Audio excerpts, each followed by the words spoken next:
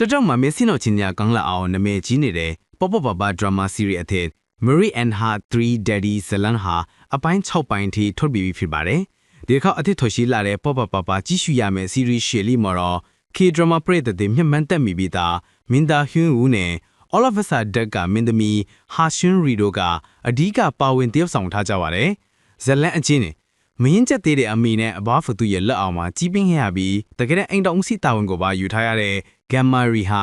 ကိုကန်ကြမာကိုတပ်ဖြင်းချနေဖို့မင်းရကြနေဖို့အချိန်မှမရှိခဲ့တာကြောင့်လူတိုင်းထပ်ပို့ပြီးစိတ်ထက်ခိုင်မာပြီးတော့အသက်ရှင်ရက်တည်နိုင်စွန်းလဲအားကောင်းလာခဲ့ပါတယ်။အဲ့လိုမာရီအတွက်တခုတည်းသောနားခိုရာလေးကတော့တက်တော်တုံးကစုံခဲ့တဲ့စီနီယာအီဂန်ဆဲပဲဖြစ်ပါတယ်။ဒီလိုနဲ့တနေ့မှာမာရီကတုတ်ပိုးလူဒန်းမှုကနေစဉ်မွေးဖွားလာတဲ့ကလေးဖြစ်ကြောင်းကိုသိရှိလိုက်ရပြီးတကြိမ်တည်းမှာပဲအဖေရင်းလူထင်ရတဲ့အမျိုးသား၃ဦးကလည်းမာရီရဲ့ဘဝထဲဝင်ရောက်လာတဲ့အခါမှာတော့